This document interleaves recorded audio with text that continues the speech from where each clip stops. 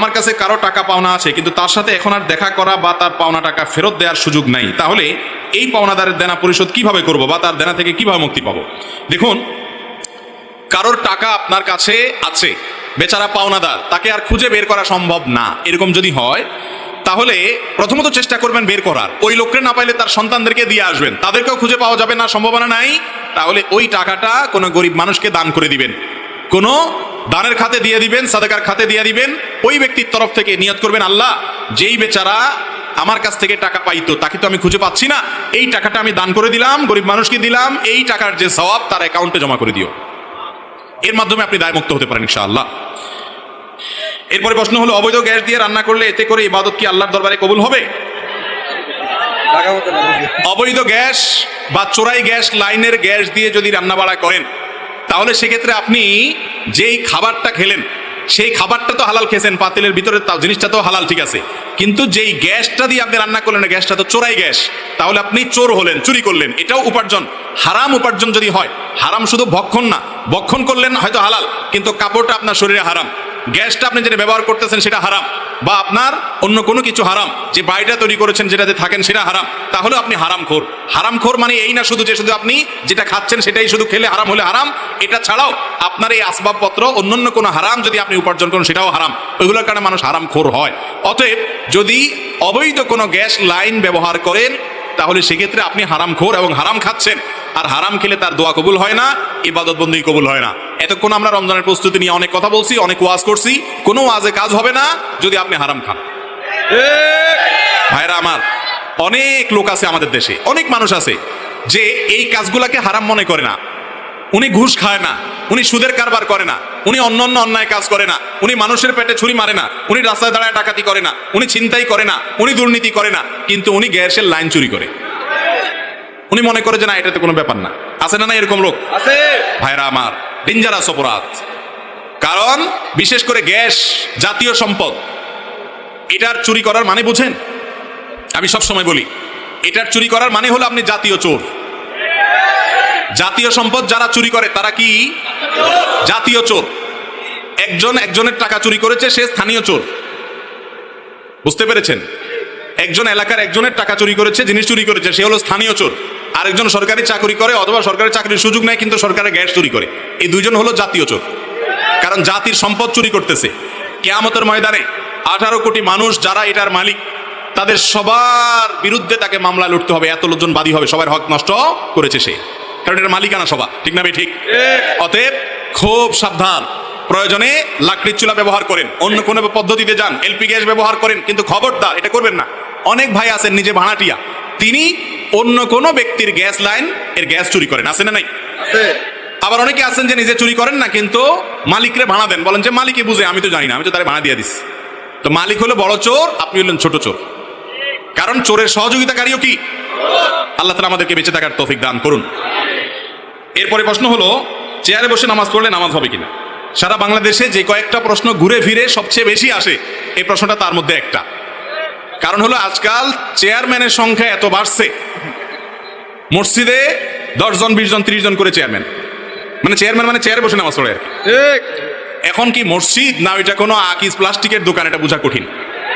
এত প্লাস্টিকের চেয়ার, আরে ভাই আজ থেকে 10 বছর আগে মসজিদে এত চেয়ার ছিল? এত মাজা ব্যথার রোগী কোত্থেকে বাড়ছে? কিছু লোক আছে আসলেই তাদের মাজা ব্যথা, হয়তো কোমরে অপারেশন করা আছে বা রুকু সিজদা করতে গেলে ভয়াবহ কষ্ট হয়, তাদের জন্য তো চেয়ারে বসে নামাজ পড়া জায়েজ আছে। কিন্তু কিছু লোক আছে শরীরটা একটু খারাপ লাগলে চেয়ারে বসে নামাজ পড়া শুরু করে দেয়, আছে না নাই? এই ফ্যাশন টাইপের নামাজ পড়লে সেটা আল্লাহর কাছে কবুল হবে। সব জায়গায় ফ্যাশনগিরি দেখালে চলবে না ভাই। আহকামুল হাকিমের সামনে আপনি ভাব ধরে বসে বসে নামাজ পড়বেন, এই নামাজ আল্লাহ তাআলা কবুল করবেন না। অতএব সাবধান থাকতে হবে। চেয়ারে বসে নামাজ হবে, শর্ত হলো যে যদি আপনি নিরুপায় হন, আপনি অসুস্থ হন, আপনি অপারক হন, আপনি মাযুর হন, তাহলে আপনারটা কি আছে, চেয়ারে বসে আদায় করা জায়েজ আছে। আর একটু শরীরটা আজকে খারাপ লাগতেছে, এই জন্য আজকে চেয়ারে বসে গেলাম, জি না, এটা করা যাবে না।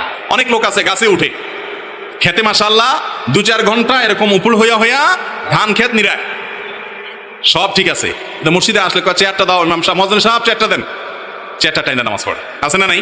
এটা নামাজ হবে না। হ্যাঁ, আপনি আসলেই অসুস্থ হলে, রুকু সেজদা অপারগ হলে দাঁড়াইতে পারেন, তাহলে দাঁড়াবেন, রুকুরটা সেজদারটা চেয়ারে বসে ইশারা করে করবেন, জায়েজ আছে। আর যদি দাঁড়ানো থেকে বসারও ক্ষমতা নাই, কষ্ট হয়, অনেক গর্ভবতী মা আছেন যে 7, 8, 9 মাসের দিকে চলে গেলে শরীর এত ভার হয়ে যায়, রিস্ক হয়ে যায় পড়ে যাওয়া, তারা বসে বা চেয়ারে নামাজ পড়তে পারবেন। এটা হলো মাজুর এবং সত্যিকারের অপারগ ব্যক্তির জন্য। একটু শরীর খারাপ, একটু আজকে ভালো লাগতেছে না, দুর্বল লাগতেছে, আর চেয়ারে বসে নামাজ শুরু করলাম, হবে না। এরপরে প্রশ্ন হলো, ইমাম সাহেব আসরের নামাজ ভুলে 3 রাকাত পড়ে ফেললে আবার কি পুনরায় 4 রাকাত নামাজ আদায় করতে হবে? ইমাম সাহেব আসরের নামাজ বা জোহরের নামাজ বা এশার নামাজ, যে কোনো নামাজ যত রাকাত পড়ার কথা তার আগের রাকাতে বসে গেছে, 4 রাকাত, তারটা 3 রাকাতে বসে গেছে।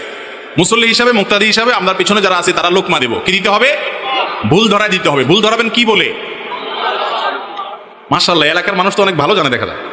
সুবহানাল্লাহ, আল্লাহু আকবার, মাশাআল্লাহ মাশাআল্লাহ। এই মাশাআল্লাহ তো বেশিরভাগ মানুষ জানেন, আপনারা কিভাবে জানলেন? আমাদের দেশে বেশিরভাগ মানুষ ইমাম সাহেব লোকমা দেয় আল্লাহু আকবার দিয়া।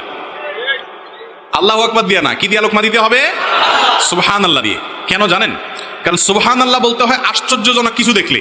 সেটা ইতিবাচকভাবে আশ্চর্যজনক হতে পারে, নেতিবাচকভাবে হতে পারে।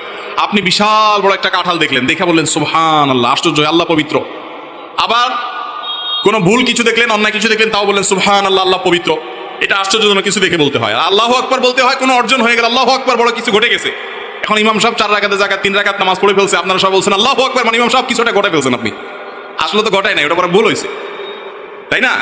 এই জন্য সুবহানাল্লাহ বলতে হয়। তো 4 রাকাত আলা নামাজ ইমাম যদি 3 রাকাতে বসে যান, তাহলে মুসল্লিরা পেছন থেকে সুবহানাল্লাহ বলে উঠবে, ইমাম সাহেব দাঁড়ায় যাবে। আর যদি ইমাম সাহেব মুসল্লি সব এক গ্রুপের লোক হয়, অর্থাৎ কারোর কোনো খবর টবর নাই, 3 রাকাত 4 রাকাত হুঁশ কিছু নাই, সব তাদের চিন্তাধারা আরশে আজিমের উপরে ছিল বা সিদরাতুল মুনতাহা বা উপরে জগতে ছিল, খবর নাই কয় রাকাত হয়েছে, এরকম যদি হয় তাহলে কি করবে? তাহলে সেক্ষেত্রে ইমাম সাহেব সালাম ফেরানোর পর যদি টের পায় যে রাকাত 3টা হয়েছে আর ইমাম সাহেব কথাবার্তা না বলে থাকে, দাঁড়ায় যাবে, দাঁড়া আরেক রাকাত পড়ে সেজদা সৌদি নিবে, নামাজ হয়ে যাবে। আর যদি কথাবার্তা বলছে, উঠা বসা করছে, এদিক সেদিক গেছে, এরপরে ধরা পড়ছে রাকাত সংখ্যা কম ছিল, তাহলে এবার কি করবে? আবার শুরু থেকে নামাজ পড়তে হবে। আজকাল তো রাকাত সংখ্যা কম না বেশি এটা নিয়েও মুসল্লিরা সন্দেহের মধ্যে পড়ে যায়। ওই যে একটা গল্প আছে না, যে কোন বেটা একবার ইমাম সাহেবকে বলছে, হুজুর রাকাত আজকে 3টা হয়েছে, 4টা হয়নি। বলে কিভাবে 3টা? কেউ ধরতে পারলো না, আমারও সন্দেহ হচ্ছে না, তুমি কিভাবে নিশ্চিত হইলা? বলে যে আমি 100% নিশ্চিত 3টা হয়েছে রাকাত। বলে কিভাবে হইলা? বলে হুজুর আমার দোকান হলো 4টা, প্রত্যেক রাকাতে একটা করে দোকানের হিসাব করি আমি, আজকে এখনো একটা বাকি আছে, অতএব নিশ্চিত আপনি রাকাত 3টা পড়ছেন। তো এইরকম একটা জামানার মধ্যে আমরা এখন চলে আসছি না, আসি নাই? আল্লাহ তাআলা আমাদেরকে মনোযোগের সাথে নামাজ আদায়কারী হওয়ার তৌফিক দান করুন। তো ইমাম সাহেবের ভুল হওয়াটা অস্বাভাবিক না। আবার এটা আরেক মুসিবত, আমাদের দেশে ইমাম সাহেবদের ভুল হলে আর রক্ষা নেই। মুসল্লিরা মনে করে হায় হায় ইমাম সাহেবের আবার ভুল হবে কেন? ভাইরা আমার, এটা মূর্খতা। যে মানুষ ইমাম সাহেবের ভুলে আশ্চর্য হয়, সে মানুষটা হলো মূর্খ। কারণ ইমাম সাহেব মানুষ, তার ভুল হতে পারে। ইমাম সাহেব তো ইমাম সাহেব। স্বয়ং রাসূল করিম সাল্লাল্লাহু আলাইহি সাল্লাম একবার নামাজের রাকাত সংখ্যা তার ভুল হয়ে গিয়েছিল। সালাম ফিরানোর পরে সাহাবীরা পেছন থেকে বললেন, ইয়া রাসূলুল্লাহ আনাসিতা আম কুসিরাতিস সালাহ, আপনি ভুলে গেছেন নাকি রাকাত একটা কমাই দিয়েছে আল্লাহ তাআলা? সাহাবীরা পেছন থেকে বলতেছে। তাহলে রাসূল আকরাম সাল্লাল্লাহু আলাইহি ওয়াসাল্লামের যদি রাকাত সংখ্যা ভুল হয়, আপনার ইমাম সাহেবের হতে পারে কি পারে না? আমাদের সমাজের বেশিরভাগ মানুষ চায় আমরা নিজেরা চোর, বাটপার, দুর্নীতিবাজ, টুনচোর, গমচোর, 2 নম্বর, মিথ্যুক, বাট, যত রকমের বদমাইশি আছে সব করব, আর আমাদের ইমাম সাহেবটা হবে একেবারে ফেরেশতার মতো সোজা। ঠিক, ইমাম সাহেবটা হবে এরকম যে সে ভাজা মাছটা উল্টে খেতে পারে না, আর আমি হব দুনিয়ার বাটপার। এটা কোনো আদর্শ মুসল্লি বা মুক্তাদির কাজ হতে। এই দেশে যত ফতোয়াবাজি, যত মাসআলা দিয়া খোঁচাখুচি, এগুলো সব 2 শ্রেণী মানুষের বিরুদ্ধে হয়। এক হলো মহিলাদের বিরুদ্ধে, আর হলো হুজুরদের, ইমাম সাহেবদের বিরুদ্ধে। সব হুজুর না, ইমাম সাহেবদের বিরুদ্ধে যত খোঁচাখুচি মাসআলা মানুষ জিজ্ঞেস করে, ঠিক না ঠিক?